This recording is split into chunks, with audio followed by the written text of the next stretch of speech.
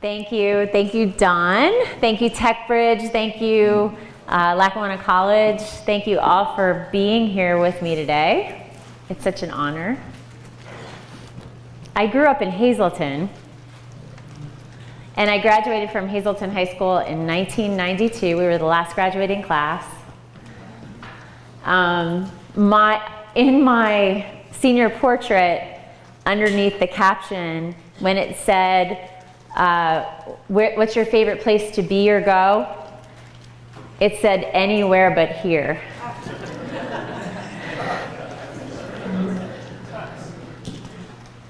And I was thinking about that today as I was sitting in the audience and I was listening to Ken speak, who has been a wonderful mentor to us.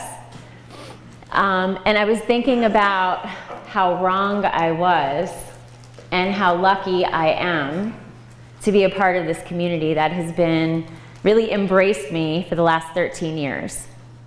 And it was something that I really missed being away. I lived in Tampa for 14 years. I worked in corporate sales. When I started working in corporate sales, I loved my job. I was so passionate about it. I was so hungry for it.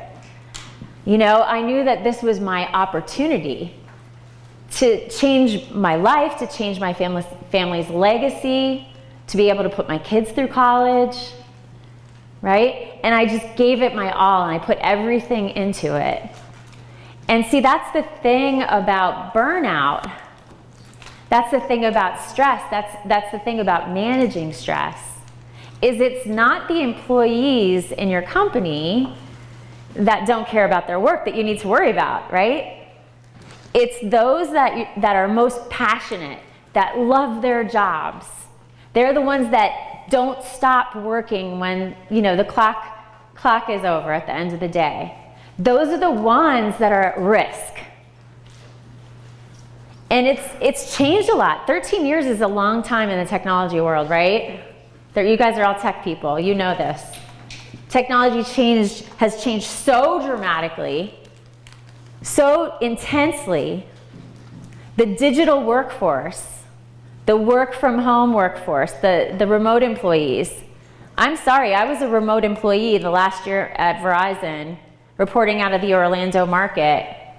And my day often started at 5 a.m. before my kids woke up, and it would end at about 11 p.m. after everybody was asleep. And I would get little blocks of time.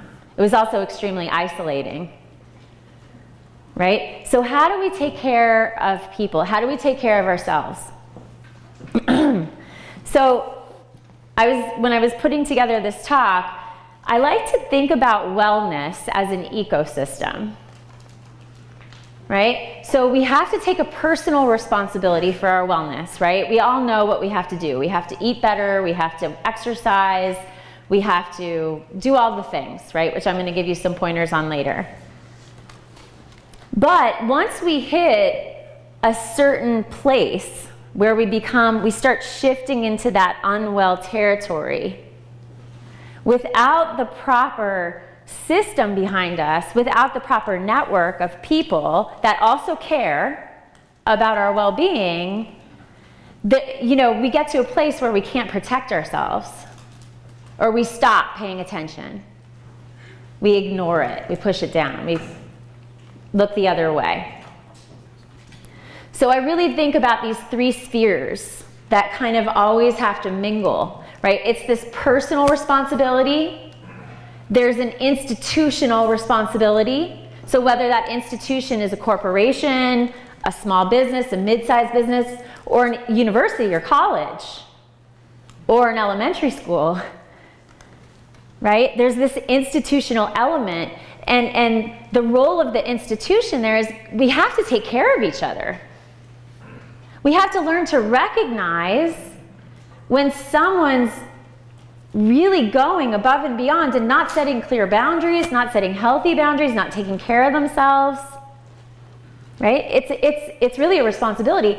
And then, of course, there's this societal sphere, right? There has to be programs in place that fund and support these efforts, because without it, we don't have the resources. People can't afford most of the time to eat healthy, to exercise, to find time.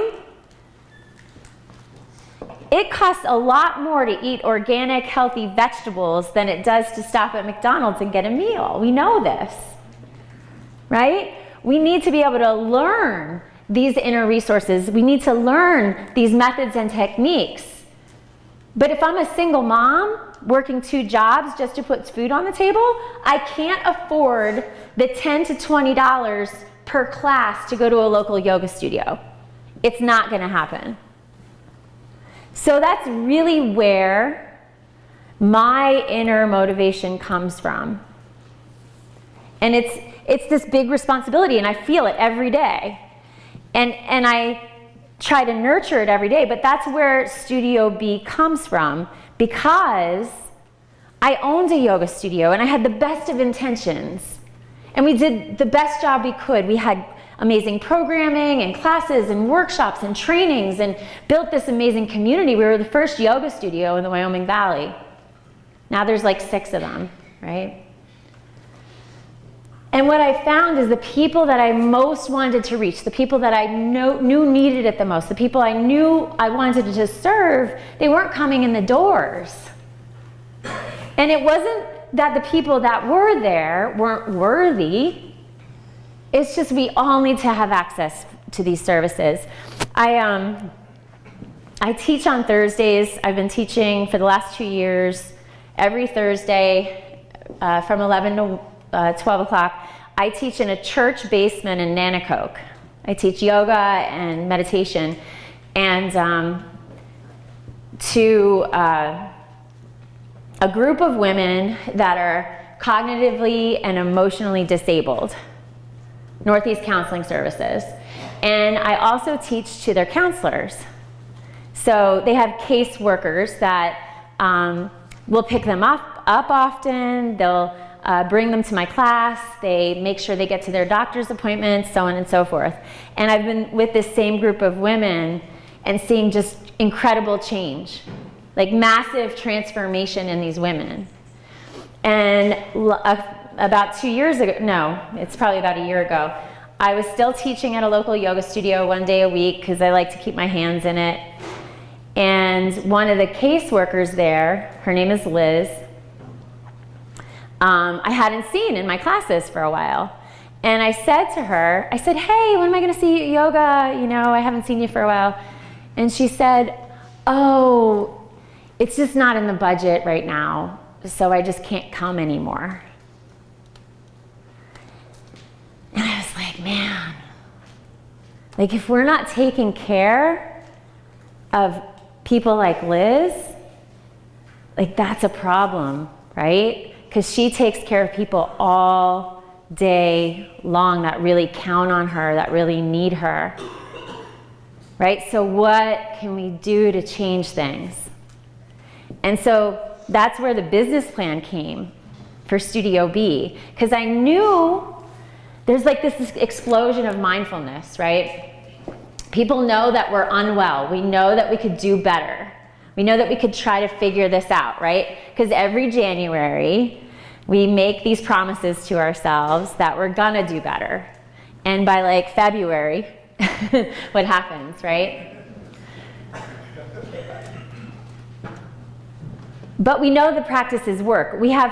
There's 5,000 published studies on the benefits of mindfulness meditation. And mindfulness, just for those of you that might not know what that word means, in its most basic form means moment-to-moment awareness. And the vast majority of people believe that this is just a natural human capacity. It's available for every single one of us, right? This ability to be present, right? To stand on your feet and know where you are in space and time and be attentive and have access to creativity and insight and innovation. And there's all of these, you know, that's why there's 5,000 studies, because we know how transformative it is. And I knew from my past experience that if I would have had, personally, if I would have had the training, the methods, these simple techniques, these simple practices, and we're talking sometimes just 30 seconds in length, just 3 minutes a day of attention to them, that if I would have had access, if I would have really understood my potential, my capacity to meet stress in a much healthier way, that I probably wouldn't have quit my 6-figure job and left a career that I really loved. I'm glad I did, because it got me here. But I know, and I'm seeing it because we're seeing it with our clients, that we could be extremely impactful in a very short amount of time with very little money. And it will change people's lives. And I knew that I'd be able to reach people that wouldn't be able to afford to hire me or drop into a yoga studio or come to a community where they didn't feel comfortable. And I also know that once we do a great job in those companies, that I could talk them into then making a small donation so that we could create sustainable yoga and meditation classes throughout our community, and it's happening. The Riverfront Yoga Project, has anyone ever been there? Yeah. It's down in Wilkes-Barre, right down from the courthouse on the Millennium Portal. 10 years ago, we started with just 3 people besides me. 4 of us showed up to do yoga on a Saturday morning for free together. This past summer, which is our 10th season, we had over 200 people every Saturday, the entire summer, every Saturday, show up and practice yoga and breathing and learning how to meditate. They bring their kids, they bring their dogs, they ride their bikes, they walk, and that's good for our community. And now, what I'm asking is for all of you to get involved. Everybody.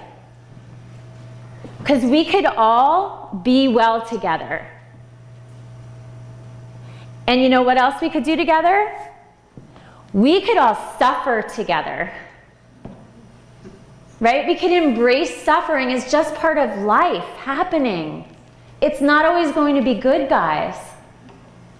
I'm serious. And so when we see somebody, a buddy, a coworker, a teacher, a student that needs a little extra support, we could reach a hand out and offer some support. And that's what our company does. So I had some notes here. Anxiety is the most common mental health crisis in the country. Over 40 million adults suffer from anxiety. Yeah, I see a lot of heads shaking. 39% of those people suffering from anxiety will never tell anybody that they're having that experience. 39%. We know that if anxiety isn't addressed, it could turn into a major disorder. It could also turn people towards self-medicating with drugs and alcohol. And it could eventually lead to isolation and more desperate measures. And it's especially affecting young adults, teenagers. And there's a few reasons for that. So there's some risk factors I wanted to mention in our talk today. These red flags, so sorry about that. These risk factors are also red flags. They're things that I want you to recognize, not only perhaps within yourselves, these red flags, but I also want you to open and pay attention to noticing these red flags with your kids, with your friends, with your parents, with each other. Okay, so let's all think about those spheres that I mentioned. Let's start thinking about this ecosystem of wellness. So if you're constantly agitated, short-tempered, constantly feel stressed, like even if stress isn't happening, right? That could be a red flag. It's something you want to pay attention to. If you feel overly emotional, if it feels like everything people are saying around you is just a personal attack, right? It could be a risk factor for anxiety, for burnout, for stress kind of going into that next phase. If you feel completely uninspired, if you're losing access to creativity, and it doesn't matter if you're in the creative field, you could be a financial planner. You have to come up with a creative solution to make you stand apart from your competition. I don't care what field you're in, right? And when we're constantly just flooding the brain with the stress hormones, cortisol, adrenaline, when we're trapped in the part of the brain, the amygdala, that is the oldest part of the brain, the lizard part of the brain, we have no access to higher thinking. Forget about creativity. It's not going to happen.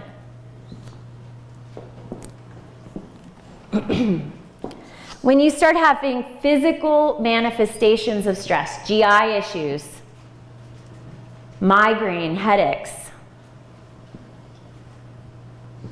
blood pressure issues, sleeplessness, when it starts physically manifesting in our bodies, think about 13 years ago, think about the access that you had to technology. I was just getting my first smartphone, right? Our systems have not caught up. We have not evolved at the pace that technology is evolving, and it's not going to stop, right? It's not going to stop. So we better figure out how to build some inner resources to be able to manage it better.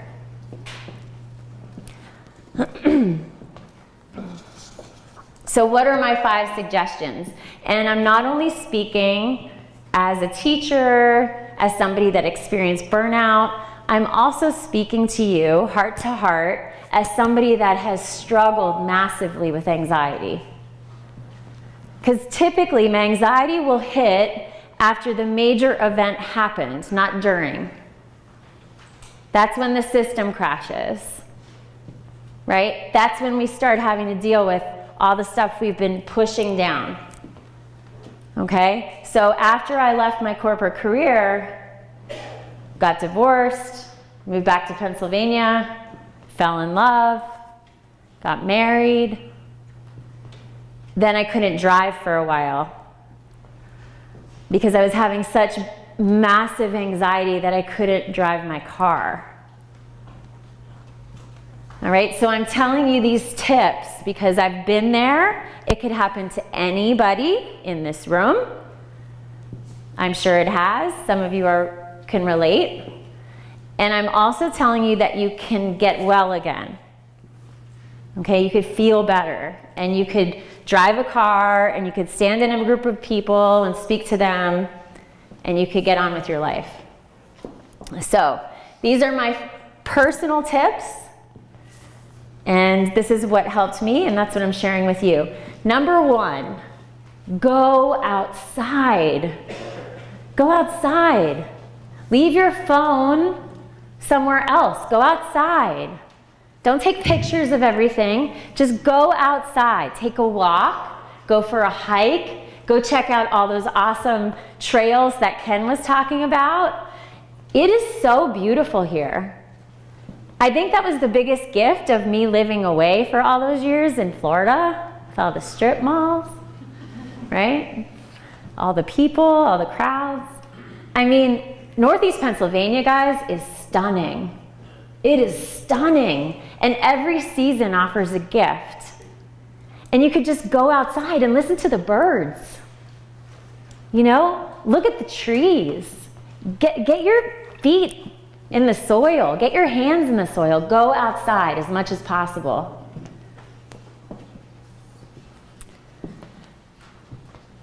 In 2012, after the Sandy Hook shootings, I came home that day, and of course, like, I had heard what was going on, and I turned on the TV, which was in our living room, which is right across from our kitchen, which is where we spend the most of our time, right? Like most Americans. And I turned the TV on, and my kindergartner at the time, my 11-year-old now, was sitting in the room with me, and I quickly realized how toxic the news stream was for her and how terrifying it must have been. And I turned the TV off. And the next day, I made my husband remove the television from our living room. Gone. It's still not there. We have televisions in our house in areas that aren't commonly used. And when you do take measures like that, when you just reduce the noise around you, right? How many people here can relate to, being busy all day, getting home, turning on the television, maybe there's also a radio playing, the computer's sitting on the, right? We're too adjusted to that, and it affects our systems, and it keeps us in that constant state of going, of striving, of being on. And it is an adjustment. We almost have to detox from it, right? So I'm not suggesting that you all remove your televisions out of your house, but just try, instead of always reaching for the noise, just being in quiet, because it's very calming to the system, and it really helps. It's a good step to take, and it's quite easy. Number 3, make time for connection. Man, we're all addicted to social media, right? Our kids are addicted to it. I'm addicted. We're all addicted to it. I was reading a study that said that they actually are able to measure dopamine levels now on social media pages. So they could measure the amount of dopamine in your system based on how long you attend to a certain page. And those pages are the ones that they could charge more for. This was specifically for Facebook. Okay? So for Facebook, they could look at it and they could charge more to their advertisers. So what does that mean for us? Right? We become addicted. Dopamine is the same drug that is dripped out in our systems when we're using cocaine or having sex or eating chocolate. Okay? So there's science behind these things. The average child now spends 4 hours a day on social media if they're not being monitored. So parental, personal, parental. We have to really guard our children from what's happening. We need to make time for connection with each other, real human conversation. My husband was telling me he's an attorney, and when they bring in interns to the office, they make them spend the first 2 months answering the telephone. Because often it's hard for students to be able to communicate verbally. Isn't that incredible? Right? Time for connection. Move your body. Yoga, running, lifting, whatever it is, dancing, walking, right? Shaking, whatever it is that you need to do, get moving. And try to get into a routine with it, because it puts us in a better mental and emotional state of being. And it's so important. And people come up to me all the time and they say, I can't do yoga, I can't touch my toes, I can't do yoga. And it's not about that, right? It's not about the movement. It's not about touching your toes. It's about breathing. It's about moving your spine and your joints and feeling more alive. And guess what, guys? There's a lot of aliveness inside of each and every one of you, but we just have to pay attention to it. Sometimes we forget. I was reading this article about this woman in New Zealand and her husband, and she was a physical therapist, and she left Actually, I think she was a phys ed teacher. And she left her career and they moved to New Zealand and they live in the wilderness. She wrote a book, right? So some of you are shaking your head. And she said, and it was so poignant the way she said it, so I definitely won't be as eloquent as she was, but she said, when I'm in the woods, when I'm in the forest, everything around me is alive. The animals, the trees, the bugs, the birds, the fish, the river, and it makes me feel alive. Right? So there's aliveness here in each of you that you could tap into with all of these methods. Lastly, learn to meditate. I don't care what religion you are, what sex you are, how old you are. I don't care if you have disabilities. It doesn't matter. Every religion, every culture, every country, everyone has their own practices that you could tap into. And it could be as simple as consciously breathing for just a few minutes. And it takes us out of that stress response that we talked about, where we get trapped in the oldest part of the brain, and it gives us access to the parts of the brain where we can make good decisions, where we could be more responsive, where we could be more open, where we could be more kind to ourselves, number one, and to each other, right? And when we're under constant stress, we don't have access to any of that. Meditation isn't magic, it's science. It's not mystical. It's not, I'm not a witch doctor, okay? It's just neuroscience, guys. When we're calming that part of the brain, we could remap to our higher functioning, creating healthier, stronger neural pathways to the prefrontal cortex. So let's try it. So I'd like everybody, if you're not comfortable, of course, just listen, just watch, okay? Sit up nice and tall in your chair, and you could turn your back to me. I won't be offended.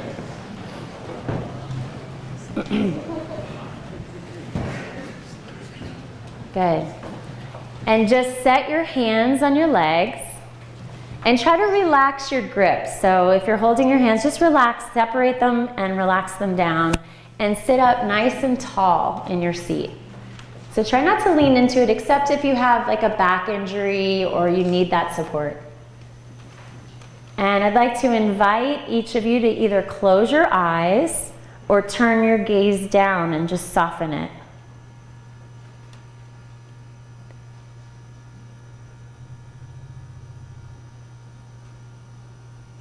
And now just bring your attention into your feet. And really feel your feet landing inside your shoes, onto the floor. Notice all the support that's right there.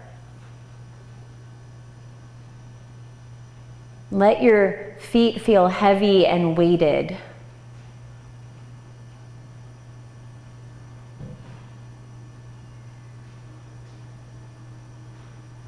And now bring your attention into your seat. Notice your body sitting in this space, in this building, in our city.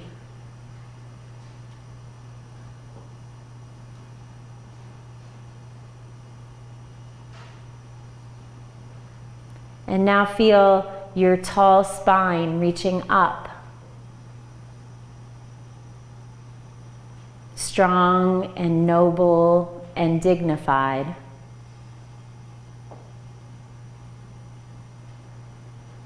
Notice your shoulders, your collarbone, your sternum. And see if you could open gently and lift the sternum up towards the ceiling. And now just relax into your body. and turn your attention towards the breath. Just as it is. There's no need to change it. Notice the inhale and the exhale and all of the qualities that are right here in your breath.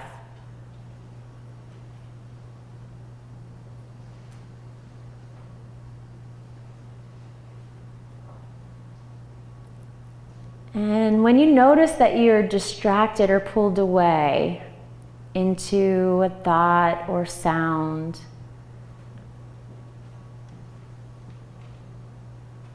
sensation or story, discomfort perhaps, just acknowledge that you've been pulled away and slowly return back, gently return back into the breath, into the body.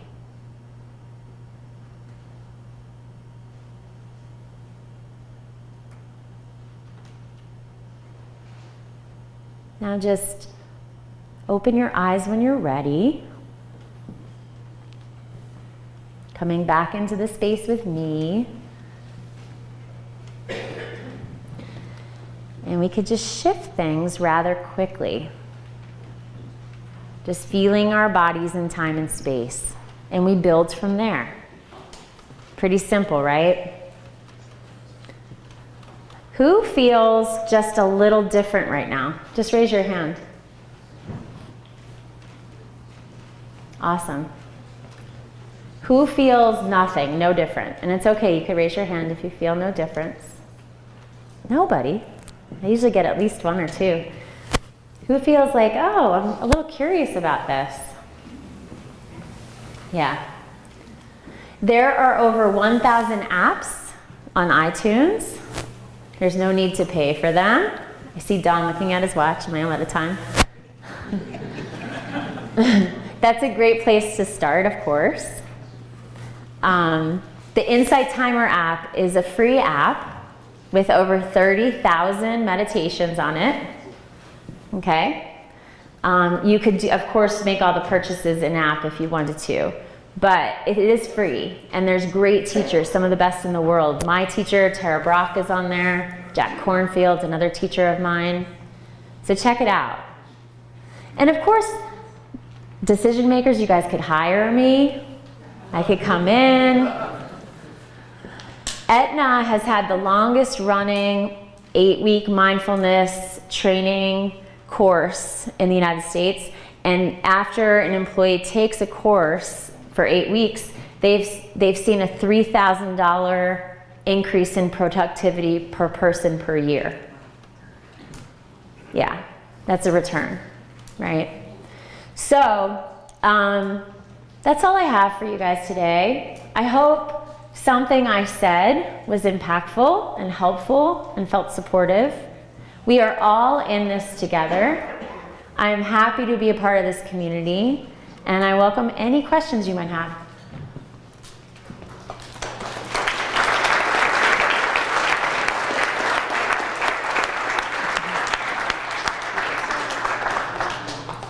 Go ahead, look around, because I'll ask. Does anybody have any questions? Yes. To learn more about you and your work, is there a website? Yes, thank you.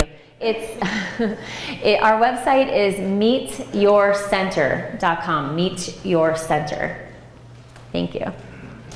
And we're located in the Accelerator downtown Wilkes-Barre, the LSEO building, which we're very happy to be a part of. And what's next? I'm sorry? And what's next for Studio B? What's next for Studio B is the question. Well, we are 10 months in. We launched in January of 2019. We have 8 customers, mostly in our region, Northeast Pennsylvania, but we've recently expanded into the Philadelphia and Lehigh Valley markets. So we're excited to be onboarding some customers down there. Right now, we're just really focused on our clients, on building content for our e-learning platform and making sure that we're giving excellent care to the clients in the funnel. So that's a great question. Thank you. Anything else? The only other thing I want to mention is that there's also a lot of meditation groups and free resources in our community. I teach monthly at the Luzerne County Historical Society Museum downtown on Franklin Street in Wilkes-Barre, the third Wednesday of every month. So the next class is on the 20th of November. So I would encourage you to give it a try. And please feel free to reach out if I could be of help or service with anything, any questions you have. Thank you so much, guys.